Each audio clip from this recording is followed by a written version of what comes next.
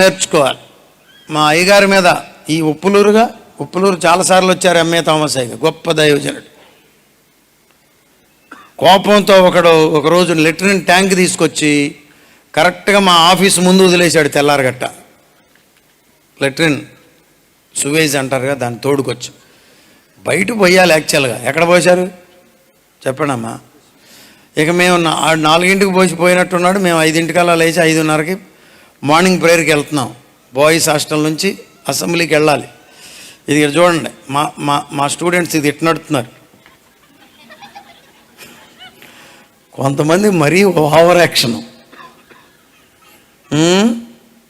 ఇప్పుడు వాంతి అయిందనుకో అట్ట పెట్టాలా ఏమా? మేము వెళ్ళి కంప్లైంట్ కూడా చేసాం. అంకుల్ ఎవరో వచ్చి లెట్రిన్ ట్యాంక్ని మన ఆఫీస్ ముందే వదిలేశారు. చాలా అంకుల్ అవునా, డోంట్ వరీ బెటా అని ప్రార్థన చేశారు. ఆ రోజు ఏం చేయలా, ఎండేసింది. 2వ రోజు ఏం చేయలా, ఎండేసింది. 3వ రోజు కదా అట్లట్లుగా లేస్తుంది. బైబిల్ స్కూల్ పిల్లలందరినీ పిలిపించి అక్కడున్న మొక్కలన్నిటికీ ఎరువుగా వేయించారు. నేను అనుకున్నాను, ఓహో దీన్ని కూడా మనం వాడుకోవచ్చు. చూసారా, దేన్నైనా ప్రభువు కొరకు మనం మహిమకరంగా తిప్పడం నేర్చుకోవాలి. వాడు అనుకుంటాడు అనవసరంగా వీళ్ళకి ఎరువును వేయించాను. పూల మొక్కలన్నిటికీ ఇప్పుడు ఏమొచ్చింది, ఎరువు నేను తెచ్చినోడిని అయిపోయాను అనుకున్న ఏడ్చుంటాడు. అపవాదిని మనం ఏం చేయాలి, సిగ్గుపరచాలి. అది కూడా తెలివిగా సిగ్గుపరచాలి. స్తోత్రం. వాళ్ళనంట ఒక చోట కూర్చోండబెట్టాడు. అది కూడా ఎక్కడికెక్కించి, కొండకెక్కించి. స్తోత్రం. ఇక నేను మధ్యలో వెళ్ళిపోతానంటానికి వీలు లేకుండా అందరిని ఒక చోటకి చేర్చాడు. క్రైస్తవ జీవితంలో దేవుడిచ్చిన అనుభవాల్లో ఒక పెద్ద అనుభవం ఏంటో చెప్తున్నాను, ఇటు వినండి. అందరిని ఒక చోటకి చేర్చడం ఎట్లా? ఆ దినము సమీపించుట మీరు చూచిన కొలది మరి ఎక్కువగా అలాగు చేయొచ్చు.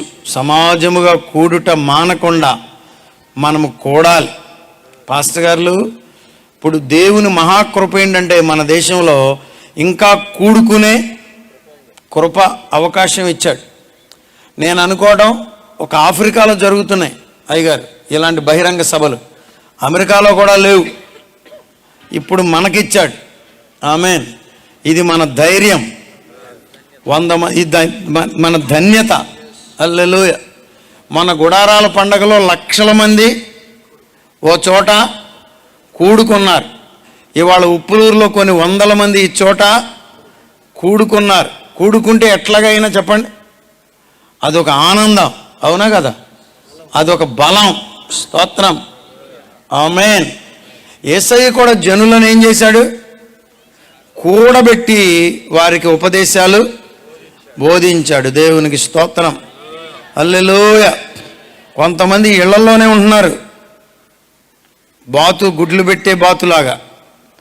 నేను అన్ని జనుల జోలికి వెళ్ళట్లా. ఎవరు? క్రైస్తవులు. ముఖ్యంగా డబ్బులున్న బీదోళ్ళు ఊరికి ఎక్కుతారు. ఏంటి? ఆటో. డబ్బులున్నోళ్ళు అమ్మో,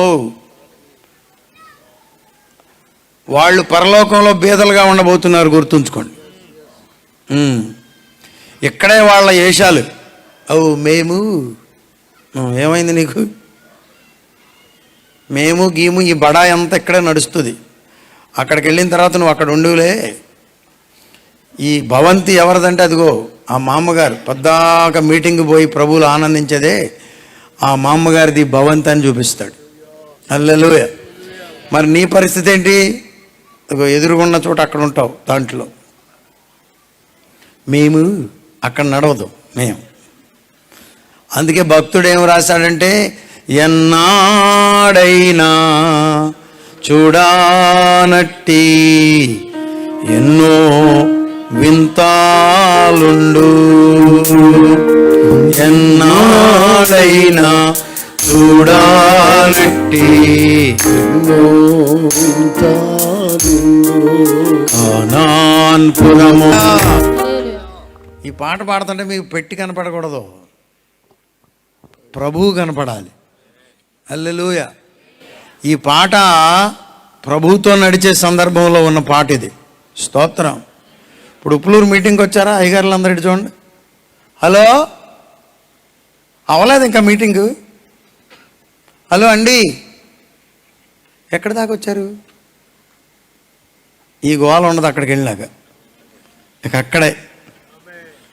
అమ్మగారు కూడా అక్కడే. దేవునికి స్తోత్రం. హల్లెలూయా.